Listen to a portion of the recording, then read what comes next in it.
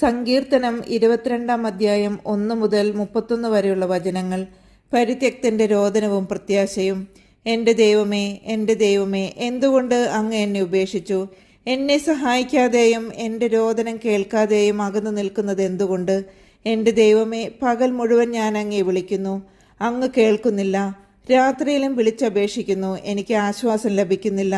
ഇസ്രായേലിൻ്റെ സ്തുതിയുടെ സിംഹാസനത്തിൽ ഉപവിഷ്ടനായിരിക്കുന്നവനെ, അവിടുന്ന് പരിശുദ്ധനാണ്. അങ്ങയിൽ ഞങ്ങളുടെ പിതാക്കന്മാർ വിശ്വാസമർപ്പിച്ചു. അവർ അങ്ങയിൽ ശരണം വെച്ചു. അങ്ങ് അവരെ മോചിപ്പിച്ചു. അങ്ങയോട് അവർ നിലവിളിച്ചപേക്ഷിച്ചു. അവർ രക്ഷപ്പെട്ടു. അങ്ങയെ അവർ ആശ്രയിച്ചു. അവർ ഭഗ്നാശരായില്ല. എന്നാൽ ഞാൻ മനുഷ്യനല്ല, കൃമിയത്രേ. മനുഷ്യർക്ക് നിന്ദാപാത്രവും ജനത്തിന് പരിഹാസ വിഷയവും. കാണുന്നവരെല്ലാം എന്നെ അവഹേളിക്കുന്നു. അവർ കൊഞ്ഞനം കാട്ടുകയും പരിഹസിച്ച് തലയാട്ടുകയും ചെയ്യുന്നു. അവൻ കർത്താവിൽ ആശ്രയിച്ചല്ലോ, അവിടുന്ന് അവനെ രക്ഷിക്കട്ടെ. അവിടുന്ന് അവനെ സ്വതന്ത്രനാക്കട്ടെ. അവനിൽ അവിടുത്തെ പ്രസാദമുണ്ടല്ലോ എന്ന് അവൻ പറയുന്നു. എങ്കിലും അവിടുന്നാണ് മാതാവിൻ്റെ ഉദരത്തിൽ നിന്ന് എന്നെ പുറത്തു കൊണ്ടുവന്നത്. മാതാവിൻ്റെ മാറിടത്തിൽ എനിക്ക് സുരക്ഷിതത്വം നൽകിയതും അവിടുന്ന് തന്നെ. അങ്ങയുടെ കൈകളിലേക്കാണ് ഞാൻ പിറന്നു വീണത്. മാതാവിൻ്റെ ഉദരത്തിലായിരിക്കുമ്പോൾ മുതൽ അവിടുന്നാണ് എൻ്റെ ദൈവം.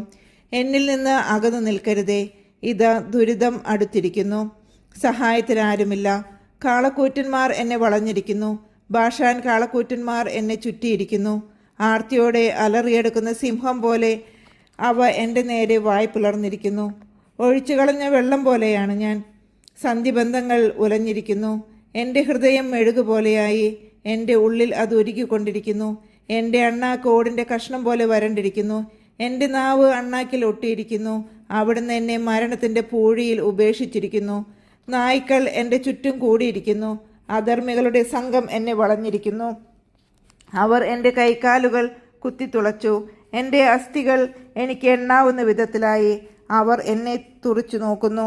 അവർ എൻ്റെ വസ്ത്രങ്ങൾ പങ്കിട്ടെടുക്കുന്നു. എൻ്റെ അങ്കിക്കായി അവർ നറുക്കിടുന്നു. കർത്താവേ, അങ്ങ് അകന്നിരിക്കരുതേ. എനിക്ക് തുണയായവനെ, എൻ്റെ സഹായത്തിന് വേഗം വരണമേ. എൻ്റെ ജീവനെ വാളിൽ നിന്ന് രക്ഷിക്കണമേ. എന്നെ നായുടെ പിടിയിൽ നിന്ന് മോചിപ്പിക്കണമേ. സിംഹത്തിൻ്റെ വായിൽ നിന്ന് എന്നെ രക്ഷിക്കണമേ. കാട്ടുപോത്തിൻ്റെ കൊമ്പുകളിൽ നിന്ന് മുറിവേറ്റ എന്നെ മോചിപ്പിക്കണമേ. ഞാൻ അവിടുത്തെ നാമം എൻ്റെ സഹോദരരോട് പ്രഘോഷിക്കും. സഭാമധ്യത്തിൽ ഞാൻ അങ്ങയെ പുകഴ്ത്തും. കർത്താവിൻ്റെ ഭക്തരെ അവിടുത്തെ സ്തുതിക്കുവിൻ. യാക്കോബിൻ്റെ സന്തതികളെ അവിടുത്തെ മഹത്വപ്പെടുത്തുവിൻ. ഇസ്രായേൽ മക്കളെ അവിടുത്തെ സന്നിധിയിൽ ഭയത്തോടെ നിൽക്കുവിൻ. എന്തെന്നാൽ പീഡിതൻ്റെ കഷ്ടതകൾ അവിടുന്ന് അവഗണിക്കുകയോ പുച്ഛിക്കുകയോ ചെയ്തില്ല. തൻ്റെ മുഖം അവനിൽ നിന്ന് മറച്ചുമില്ല. അവൻ വിളിച്ചപേക്ഷിച്ചപ്പോൾ അവിടുന്ന് കേട്ടു. മഹാസഭയിൽ ഞാൻ അങ്ങയെ പുകഴ്ത്തും. അവിടുത്തെ ഭക്തരുടെ മുമ്പിൽ ഞാൻ എൻ്റെ നേർച്ചകൾ നിറവേറ്റും. ദരിദ്രർ ഭക്ഷിച്ച് തൃപ്തരാകും. കർത്താവിനെ അന്വേഷിക്കുന്നവർ അവിടുത്തെ പ്രകീർത്തിക്കും. അവർ എന്നും സന്തുഷ്ടരായി ജീവിക്കും. ഭൂമിയുടെ അതിർത്തികൾ കർത്താവിനെ അനുസ്മരിക്കുകയും അവിടുത്തെ അടുത്തേക്ക് തിരിയുകയും ചെയ്യും. എല്ലാ ജനതകളും അവിടുത്തെ സന്നിധിയിൽ ആരാധന അർപ്പിക്കും. എന്തെന്നാൽ രാജ്യത്വം കർത്താവിൻ്റേതാണ്. അവിടുന്ന് എല്ലാ ജനതകളെയും ഭരിക്കുന്നു. ഭൂമിയിലെ അഹങ്കാരികൾ അവിടുത്തെ മുമ്പിൽ കുമ്പിടും. ജീവൻ പിടിച്ചു നിർത്താനാവാതെ പൊടിയിലേക്ക് മടങ്ങുന്നവർ അവിടുത്തെ മുമ്പിൽ പ്രണമിക്കും. പുരുഷാന്തരങ്ങൾ അവിടുത്തെ സേവിക്കും. അവർ ഭാവി തലമുറയോട് കർത്താവിനെ പറ്റി പറയും. ജനിക്കാനിരിക്കുന്ന തലമുറയോട് കർത്താവാണ് മോചനം നേടിത്തന്നത് എന്ന് അവർ ഉദ്ഘോഷിക്കും.